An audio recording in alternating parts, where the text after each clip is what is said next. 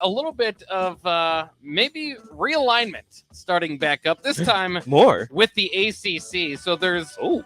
been reports of now the Magnificent Seven ACC schools: Clemson, Florida State, Miami, North Carolina State, Virginia, and Virginia Tech.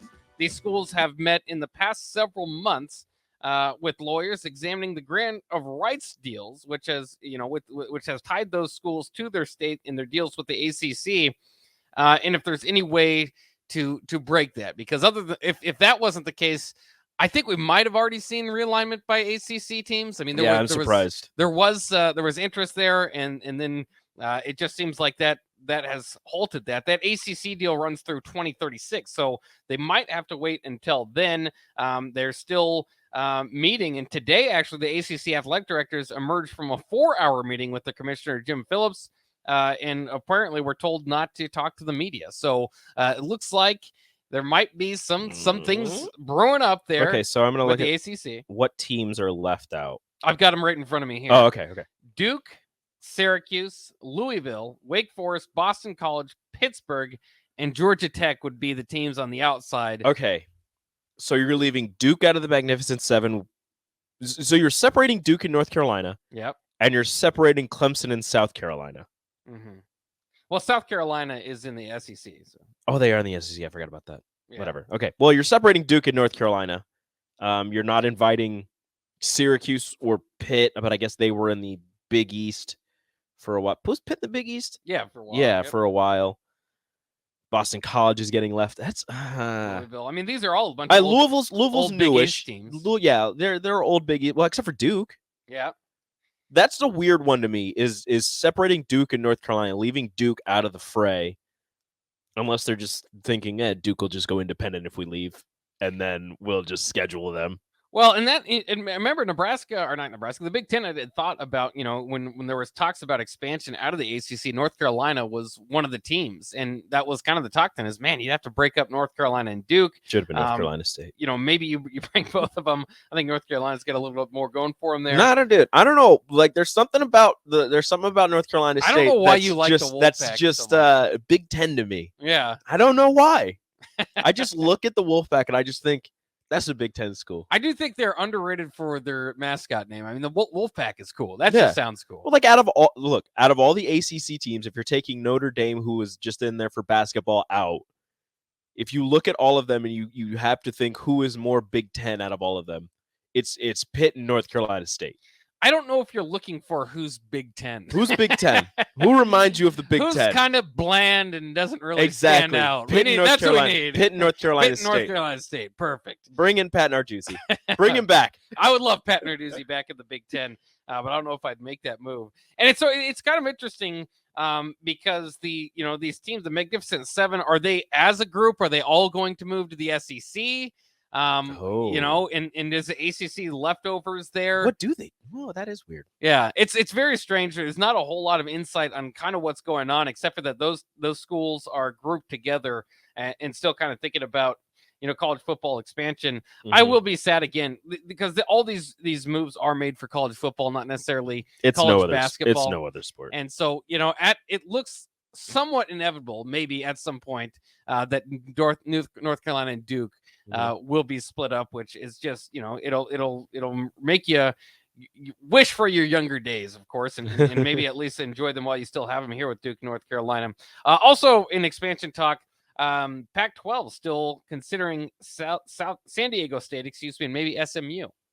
They're still considering them? Yes. Okay, good for them. Still kind of out there. So good for them. We'll see if there's any movement with expansion in this offseason, but it seems like it's not going to die down. And once it gets going again, you'll usually see it going. Which, by the way, I went to I was actually at a Goodwill the other day, and I saw a poster of the Legends and Leaders division. It was like mapped out. You should have got it. I should have. It was like $25, and it mapped out like the distance. I need you to tell me which. Cool. I can't have you say it on air because somebody will take it from me. Yeah. You can tell me off air which Goodwill it was. I'm a big Legends and Leaders guy myself. It was a good time, and it was my college years, so I really thought about getting it. But Legends and Leaders was a good time because Nebraska went to the Big Ten title game. That's right, and it was you have to remember.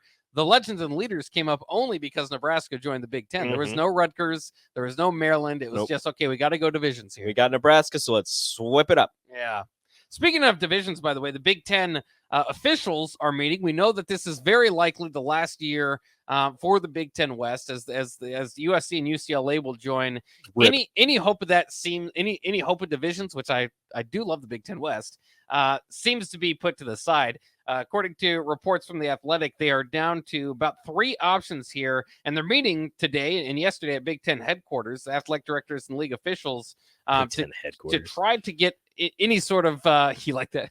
I don't know. It's just funny. Sounds cool. We're getting Big Ten headquarters. Like, oh, you Ten sound so cool.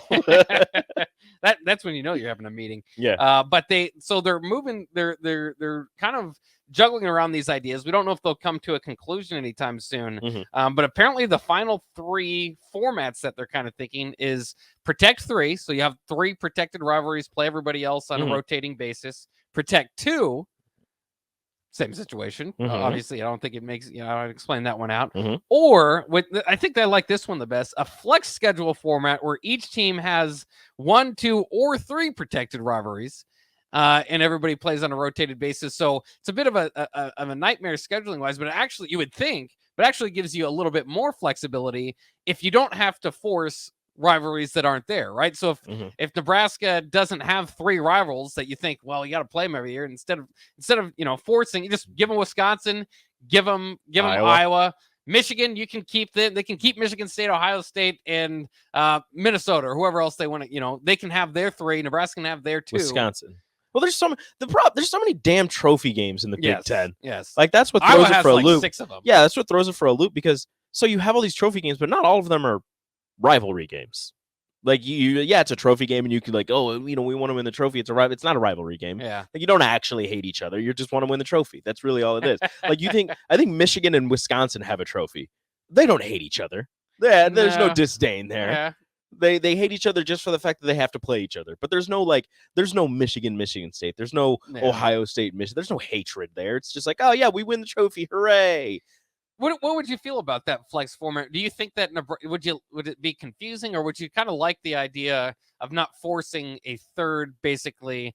Because I don't know who the third is. I mean, Minnesota, both of us like the $5 bits of broken chair trophy. I love it so much. But Minnesota is another one of those teams that has like 1,000 trophy games. Yeah, I feel like that one has grown slightly.